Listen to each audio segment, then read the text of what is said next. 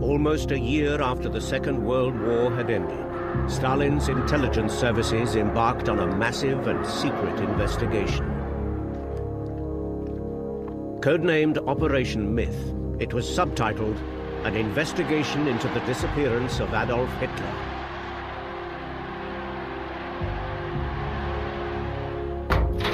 The secrets of Operation Myth have been locked away in the Moscow State Archive for 50 years, until now. We only discovered these files about 2 years ago. Before that, they were so sensitive that their very existence wasn't even recorded here. Operation Myth was sparked by Soviet fears that Hitler might have escaped from Berlin. It began with repeated and brutal interrogations of captured survivors from the Berlin bunker and culminated in a forensic whodunit that led to the discovery of Hitler's skull.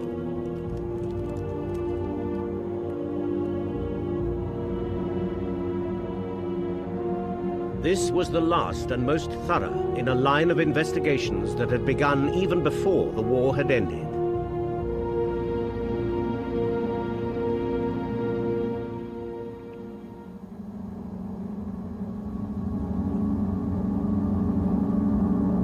In 1938, Hitler had said, "Give me 10 years, and you'll not recognize Germany again." His timing was only slightly out.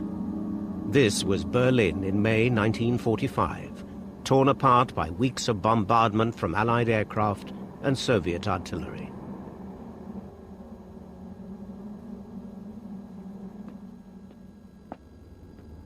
On May the 2nd, the German forces defending Berlin surrendered to the Red Army. Удивительный день, потому что It was an amazing day, because the thunder had suddenly stopped, the endless thunder of fighting and artillery. The Germans were throwing down their weapons, and many of them were taking off their helmets too, and throwing them on the ground. Then they were lined up into columns. It seemed like the entire Berlin army was there. Очень большое войско.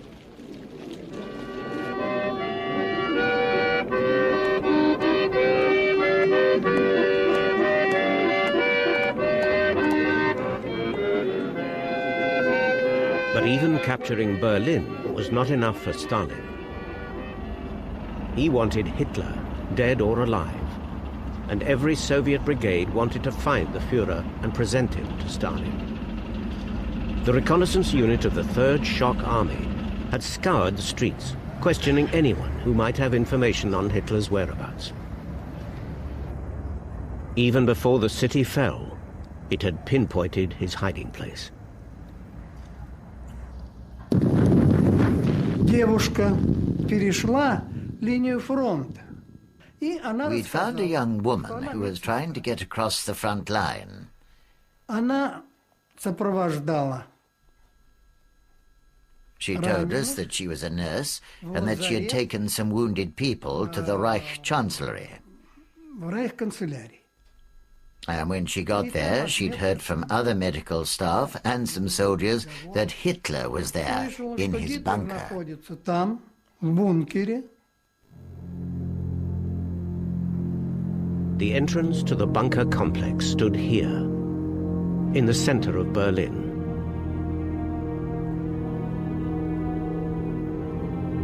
Hitler's quarters were 50 feet below ground, surrounded by a warren of small rooms and narrow corridors that ran under the Potsdamer Platz into the bowels of the Chancellery.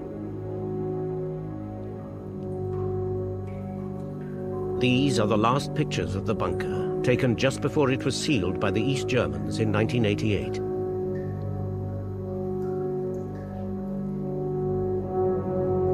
The murals by Hitler's SS bodyguards would have been amongst the first sights to greet the Russians who entered here on May the 2nd, 1945.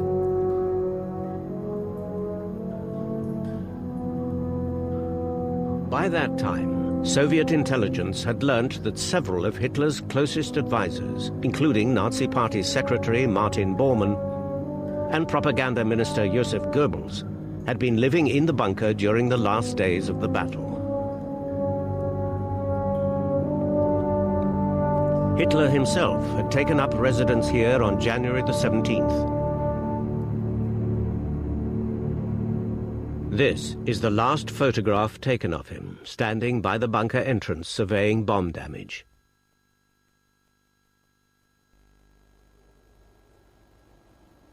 When, on May the 2nd, the first Soviet troops reached the Reich Chancellery, they found Hitler's world in ruin.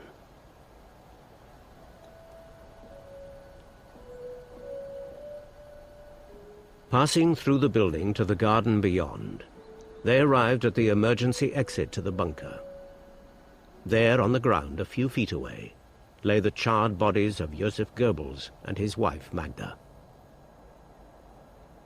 Their 6 children were later found dead in their beds inside the bunker. They had been poisoned. Nur Frau Goebbels. It was just Frau Goebbels. She was the only one who didn't want to let the children go. She wanted them to die with her. And I remember Dr. Naumann telling me that Goebbels himself had wanted the children to be evacuated from Berlin.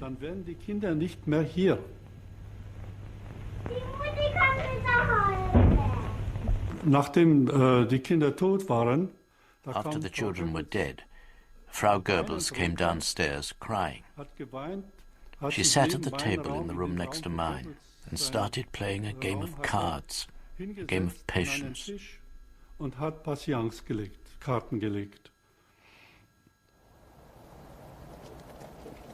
Next to arrive at the Chancellery was the reconnaissance unit of the 3rd Shock Army. They brought with them one of Hitler's former confidants, Admiral Voss, now a Soviet prisoner. Прежде всего, мы обратили внимание. The first thing we saw there was a large, dried-up fountain made of concrete. Довольно большое такое бетонное сооружение. It was full of dead bodies. You couldn't fail to notice it the moment you walked in. Это обратило на себя внимание любого человека. Одновременно Voss went over to look in it and called out, "Wait a minute, this is what you're looking for. Here he is. That's Hitler." Then he studied the body for a time, and finally he said, "No, I was wrong. It's not Hitler." But the press was told that Hitler had been found, causing embarrassment and anger in Moscow. There was one other detail. Maybe I'm wrong, but the body had no shoes on, only socks, and they were darned. Tell me, would Hitler wear darned socks? Surely not. The following day, the Smersh counterintelligence unit joined the hunt for Hitler in the Chancellery. Like those before them, they made their way to the bunker exit. Один из этих бойцов обратил внимание, это совсем рядом. One of the soldiers noticed that about 3 meters from the bunker doorway, some earth had been disturbed. So they started digging and found 2 badly charred bodies. But they decided it wasn't Hitler, so they simply buried them again. Они решили, что это не Гитлер, и закопали обратно. But the next day, interrogators learned from high-ranking prisoners that the bodies of Hitler and his longtime mistress, Eva Braun, had been burnt before burial. So the 2 charred corpses were exhumed again. Такая масса сгоревшего тела, но с элементами все-таки человеческой. It was all a mass of burnt flesh. There were elements of human form. There was a hand and some other recognizable features. I mean, it was clearly a human being and the body of a man. But I had no wish to examine it in any detail, and the face was unrecognizable. So Maybe it was Hitler. So what? Это Гитлер, Гитлер. But the Smersh unit was worried that another brigade would take the bodies and steal the credit. So the two corpses were bundled into ammunition crates and spirited away. The corpses from the bunker garden were brought to this clinic in Buch, on the outskirts of Berlin.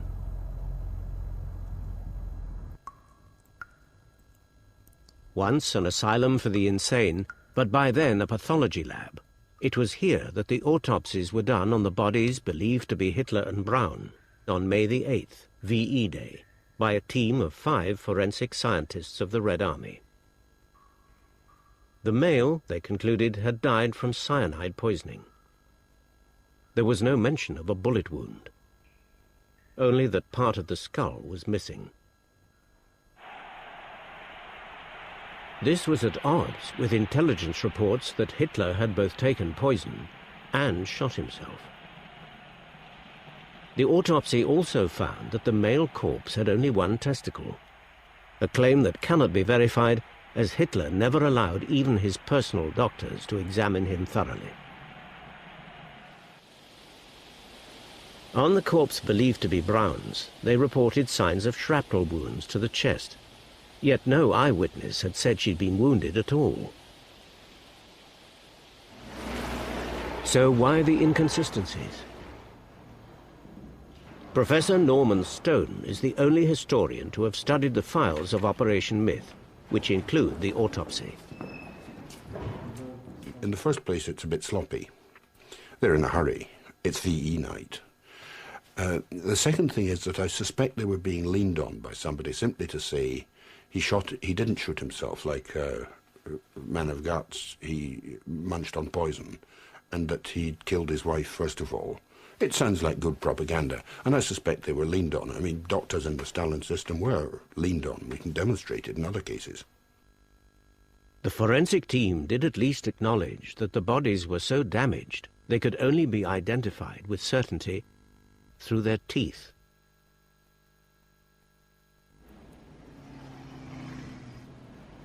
Smersh officers now scoured Berlin for Hitler's dentists. It was no easy task in a city in chaos from which half the population was trying to escape. But they did find Käthe Häusermann, a dental assistant who had worked on the bridges for Hitler's teeth. She was ordered to make a drawing of his dental works from memory. Her sketch almost exactly matched the teeth from the charred body in the bunker garden. Smersh was convinced and planned a major presentation to Stalin.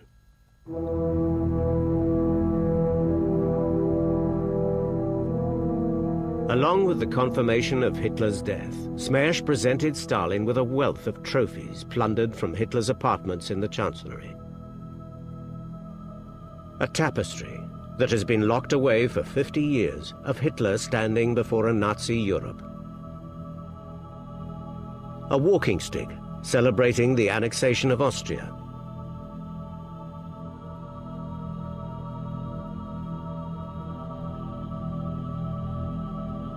And even a sketchbook of Hitler's simple drawings, dating from 1910 to 1921. This, too, has never been put on public display.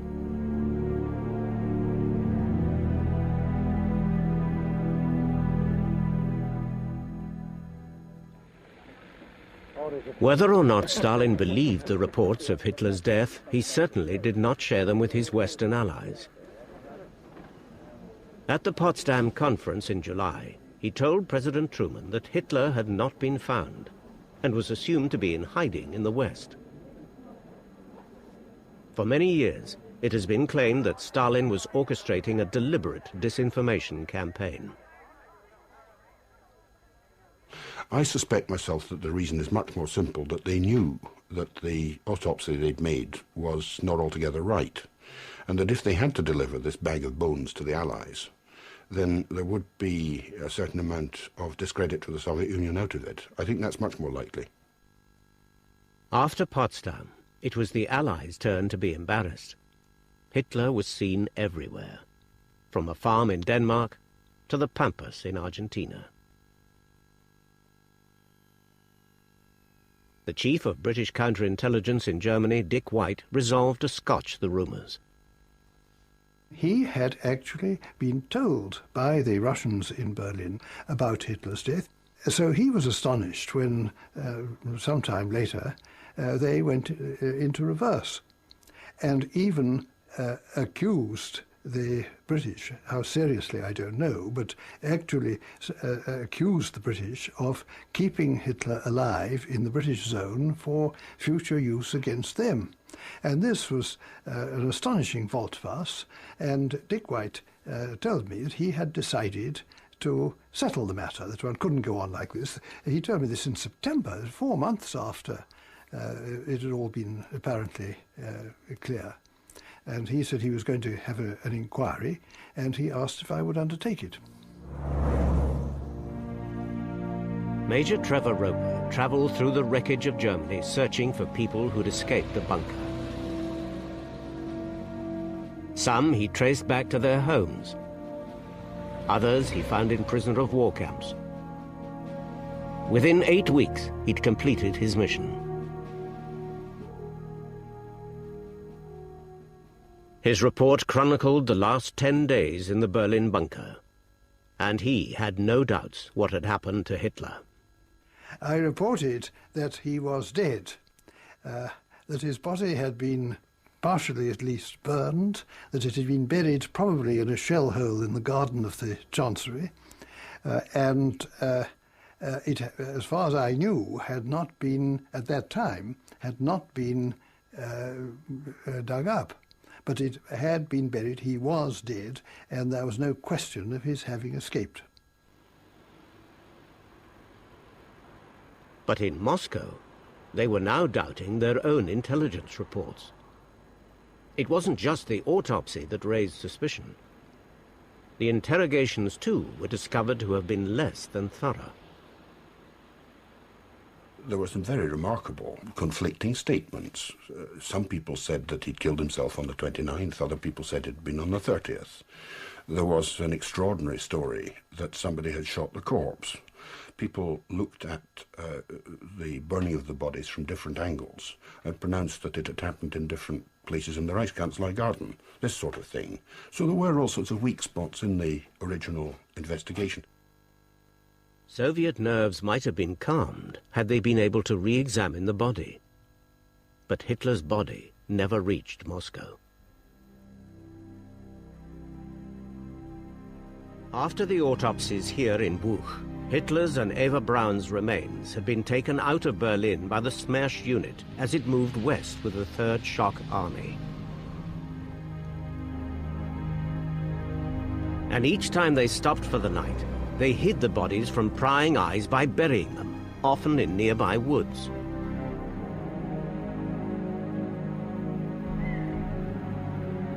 At one point, the corpses were unearthed from their temporary graves by other Soviet soldiers digging for buried treasure. The Smersh unit returned to find the bones strewn over the undergrowth. They packed them back into their boxes and continued their journey.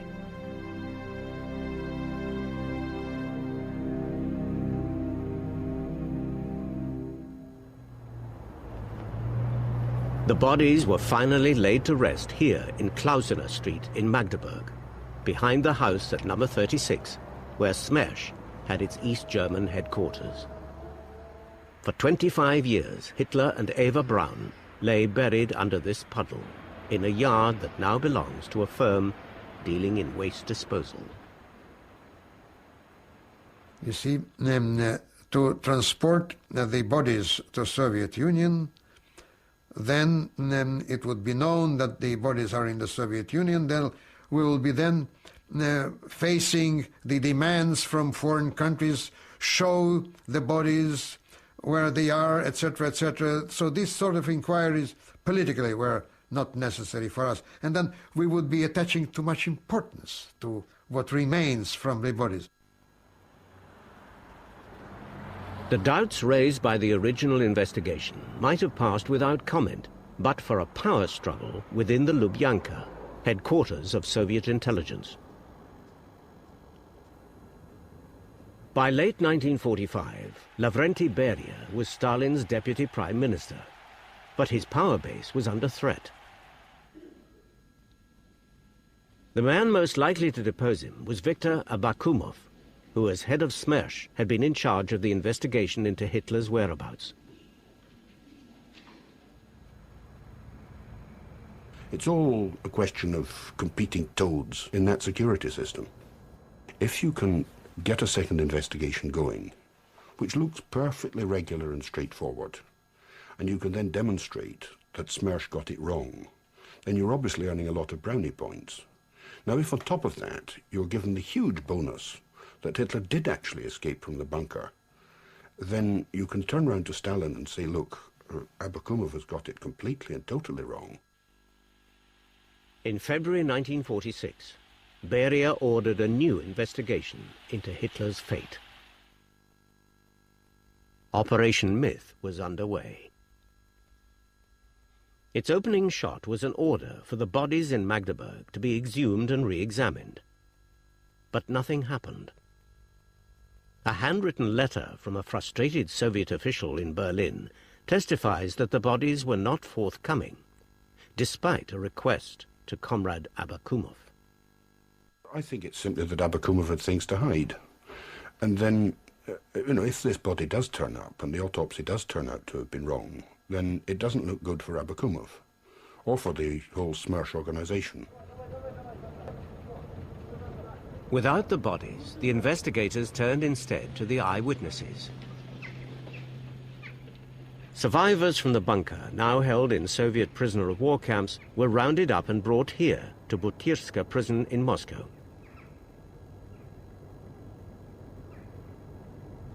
A team of interrogators was assembled to probe their accounts of Hitler's death.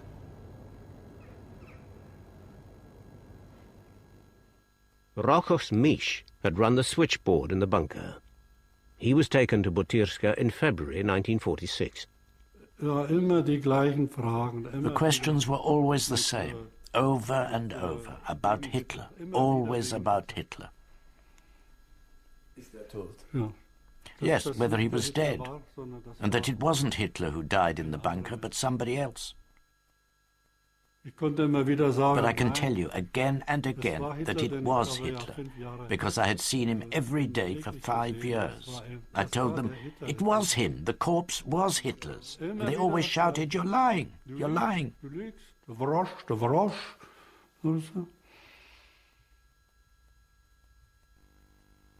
Misch was one of the 4 key witnesses brought to Butyrska. The others were Hitler's adjutant, Otto Günscher, his valet, Heinz Linger, and his personal pilot, Hans Bauer. These were 4 of the men closest to Hitler in the days before he died.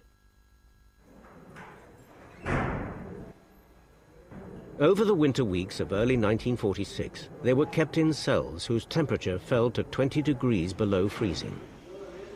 Fed a starvation diet, they were always interrogated at night. And when not being interrogated, they were being tortured.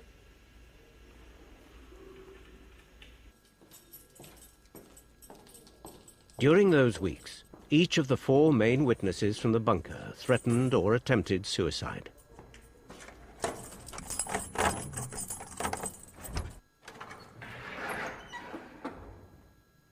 Es war sehr kalt drin. Ich habe mich zusammengerollt wie eine Schnecke, ohne jene Decke. It was so cold there. I curled up like a snail, with no blankets. I just couldn't take any more. I wanted to die. Then I got hold of some paper and wrote to the minister, Beria. I said, I don't want to be beaten to death. I'm a soldier, so I asked to be shot. Ich bin Soldat und ich bitte darum, dass ich erschossen werde. But Beria wanted the prisoners alive. From their testimony, his interrogators would build a unique picture of the last days in the Berlin bunker, providing final proof of Hitler's fate. Much of what follows is taken from those interrogations.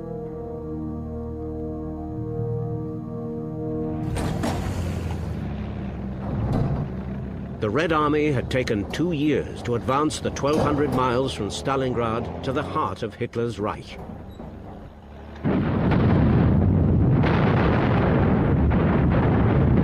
On April the 16th, 1945, it unleashed its opening barrage on Berlin and advanced towards the city.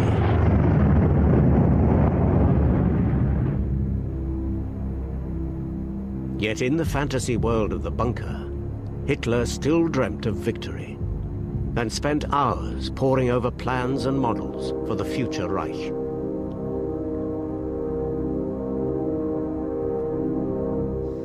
I didn't realize we were so close to defeat.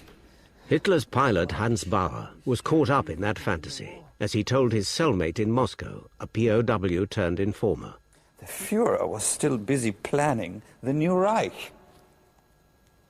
He spent hours examining the models for new buildings intended for Berlin and other places. So we all believed things couldn't really be that bad. I know the reports from the front weren't good, but we thought if the Führer is looking at future building projects, the war couldn't be lost. We assumed he must have some secret means to win the war. A secret weapon none of us knew anything about, like the atom bomb or some death ray of incredible force.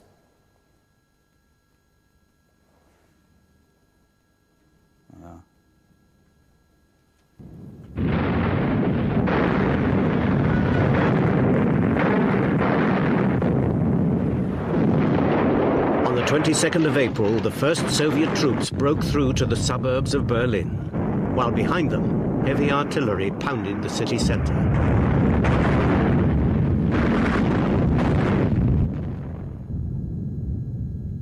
In the bunker that morning, Hitler's adjutant, Otto Günscher, was discussing the explosions that could be heard on the Potsdamer Platz above them. We were trying to calculate how far away the Soviet troops were. Hitler was there in the room. I knew there were large caliber artillery shells. I thought they were being fired from 15 miles away about. Just after that, a military position meeting was convened. General Krebs was very pessimistic. Hitler wanted several armies, including Steiner's army group and 9th Army, to counterattack in the northwest.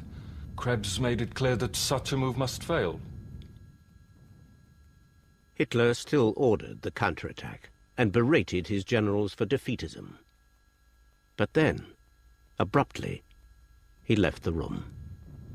That was when, for the first time, Hitler acknowledged the military situation was hopeless. He said he would stay in Berlin, even if it meant he'd end up putting a bullet through his own head. Now, he had said that before, but this was the first time that I believed him. By now, Hitler's health was failing fast.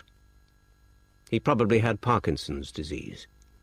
He also suffered from severe stomach cramps, insomnia, and fading eyesight. In the last year of his life, he was prescribed 92 different medicines. Many did more harm than good. Pervitin, an addictive amphetamine. Charcoal tablets containing strychnine. Eye drops with cocaine solution. What was Hitler's health like by that time? Describe his appearance to me. Heinz Linger knew Hitler as well as any. He was his valet. Some time before, Hitler had developed a marked stoop. To keep up his strength, his doctor, Professor Morel, had prescribed injections of glucose and hormones of some kind. Hitler took these every other day. His right hand trembled a lot by then. That had started sometime early in 1944.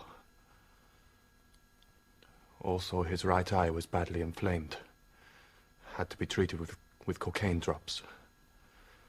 I often had to pour those drops into his eye myself. In the last days of the war, Ernst Schenk was working in the Reichschancellery Hospital.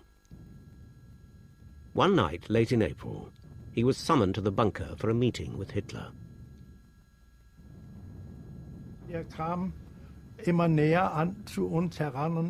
He came nearer and nearer to us. It was the first time I had seen him very close up, and I was utterly shocked.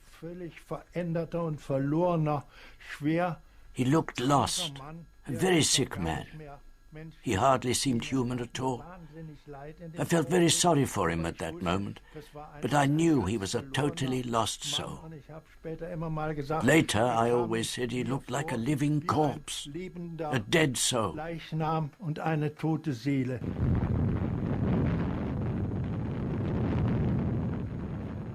By the 25th, the city was virtually surrounded.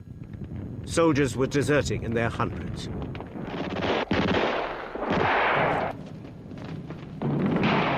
Hitler ordered all deserters shot and now accused the entire German nation of being unworthy of him.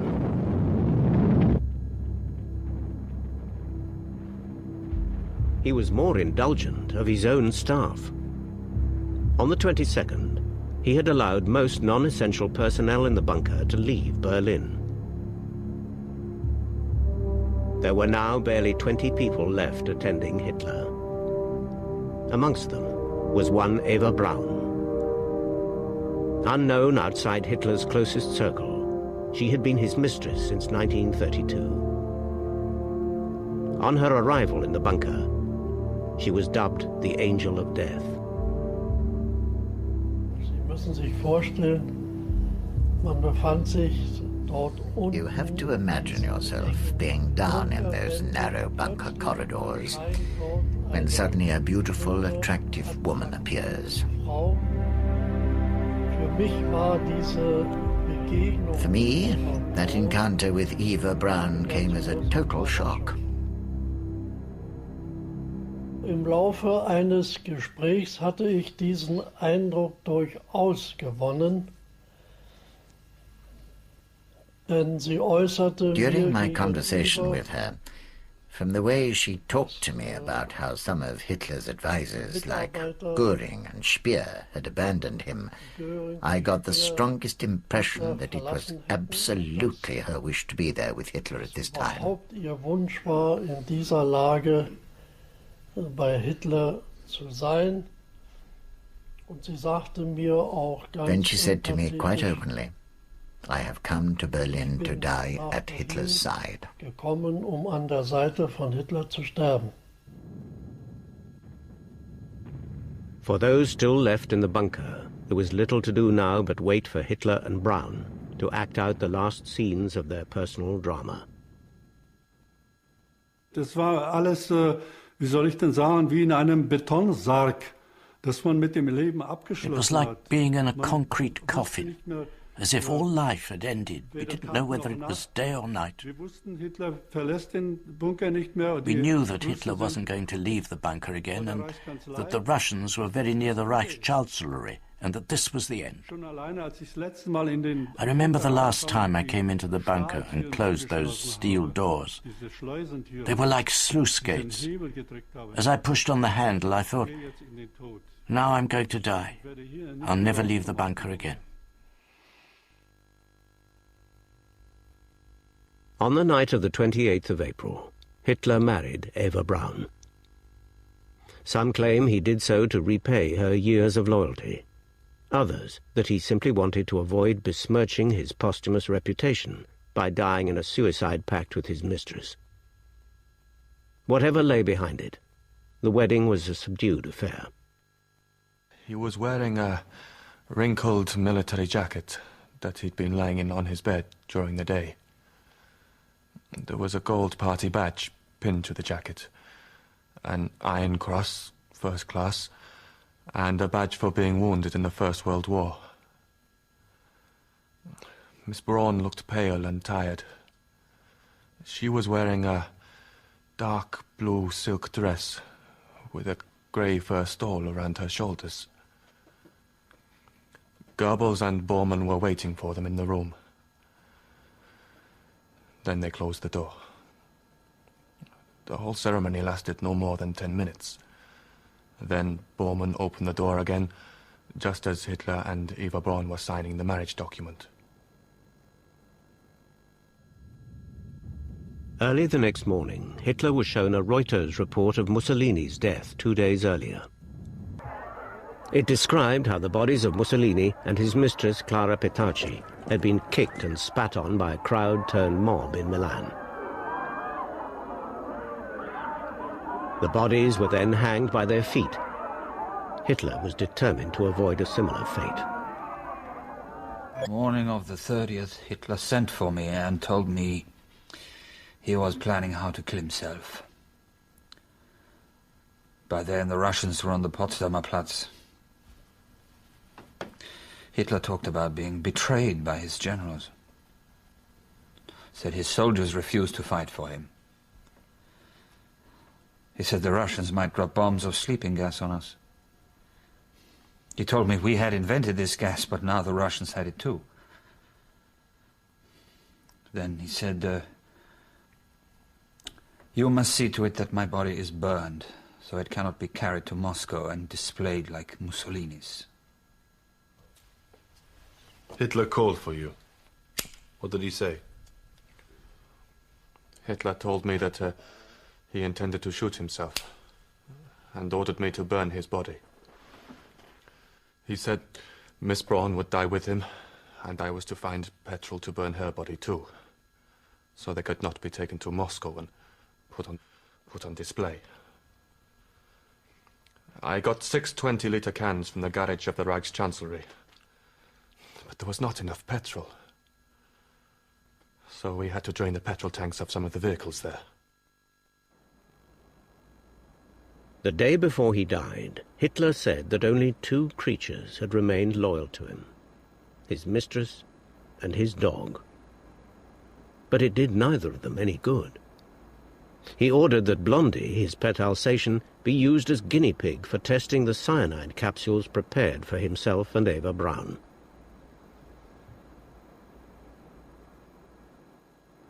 Der Hundebetreuer, Herr Tonner, hat Blondie The dog handler, Herr Tonner, brought Blondie to the toilet opposite my room, and Dr. Stumpfegger came to put her down. I went over and watched, out of morbid curiosity. Dr. Stumpfegger opened the dog's mouth, put something inside, and then pressed the jaws closed, and then Blondie keeled over.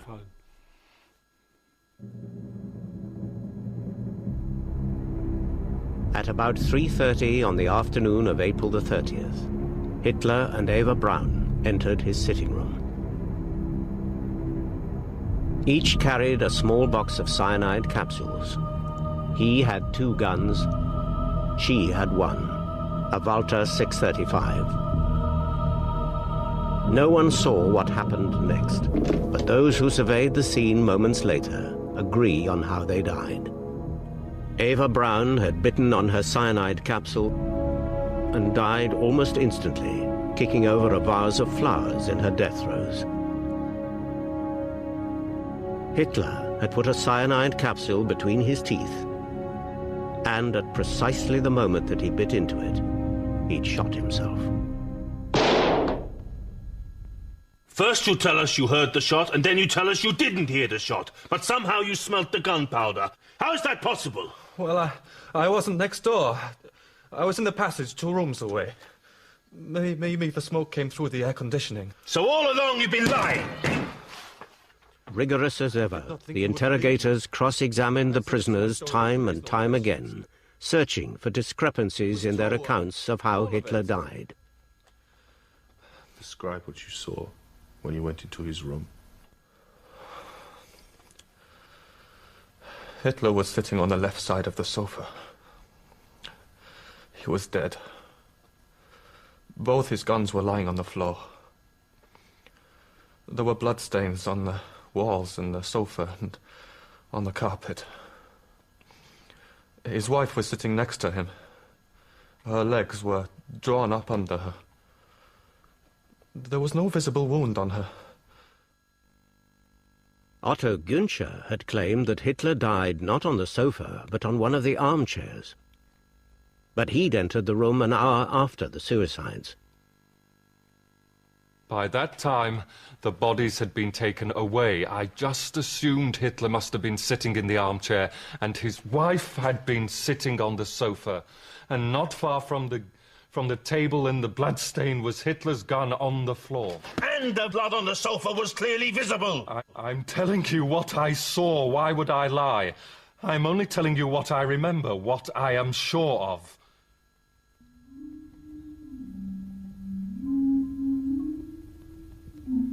Faced with unshakable eyewitness evidence that Hitler had indeed died in the bunker, the investigators turned to the manner of his death, hoping to prove, as this Soviet film claimed, first, that he had forced Eva Braun to die with him. Nicht sterben! Nein! Nein! Nein!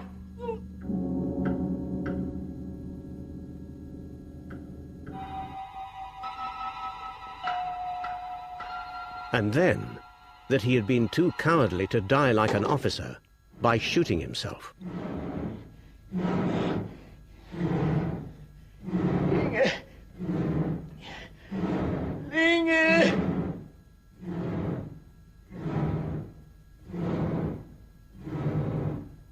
They wanted to show it was his valet, Heinz Linger, who shot him after he had died from cyanide poisoning.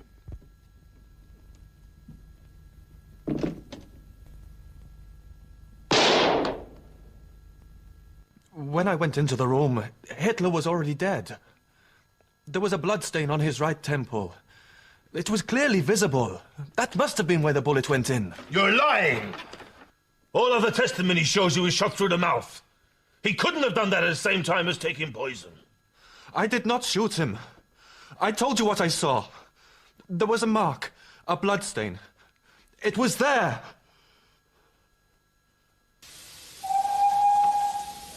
In June 1946, the prisoners from Butyrska were taken by train back to Berlin in an attempt to resolve the matter of Hitler's death once and for all.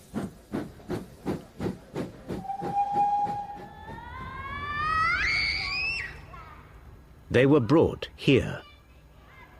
This was the bunker garden where Hitler's body had been burned. Rochus Misch was one of the prisoners brought back to Berlin. His testimony today is the same as he told his interrogators then. It was Hitler who died down there in the bunker. It was no one else. And it was here, at the exit from the bunker. The exit was here, and there was a bomb crater beside it. The bodies of Hitler and Eva Braun were placed here. They were wrapped in blankets, and petrol was poured over them. That happened right here, on this very spot.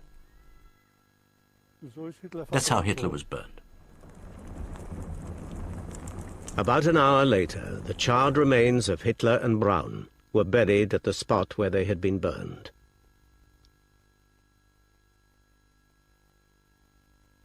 Once the prisoners taken back to Berlin had pinpointed the place where Hitler was buried, the area was dug up again. It was then that Operation Myth found its most important new evidence. 4 fragments of a man's skull, the largest of which had a bullet hole through it.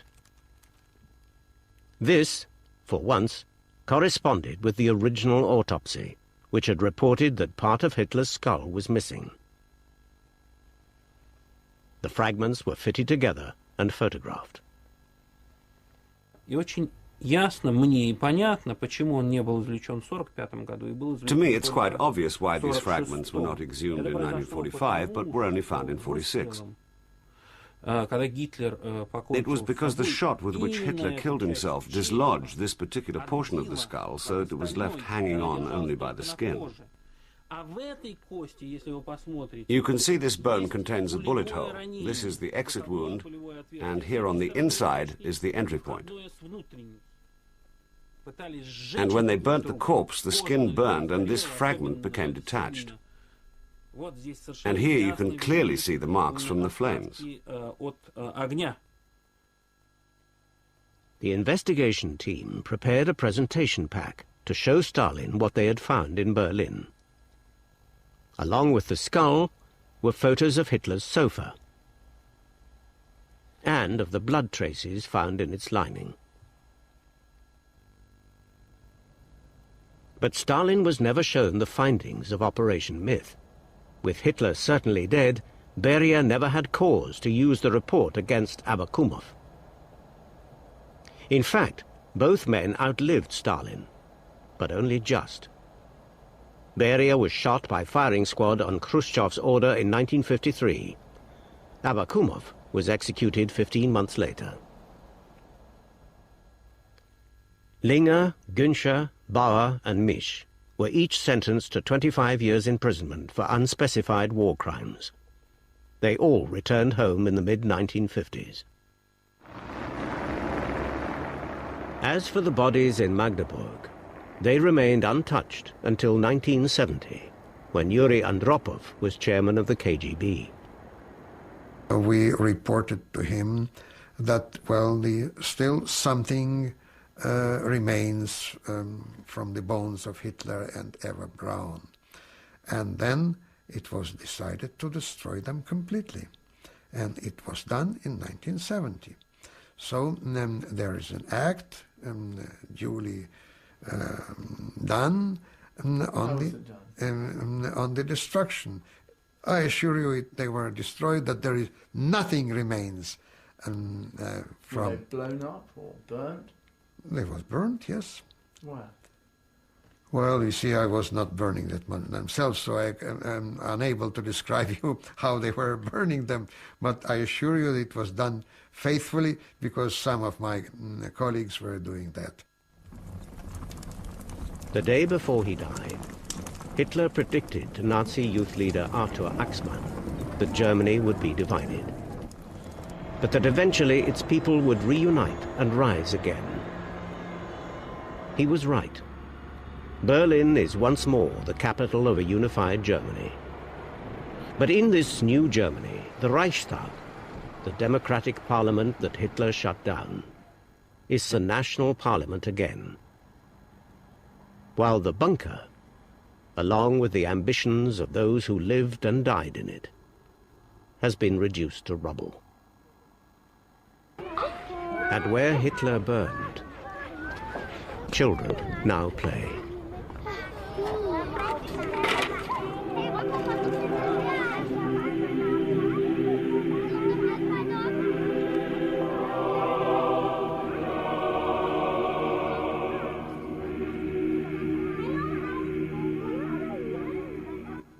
Political turmoil in Britain tomorrow night on UK TV History.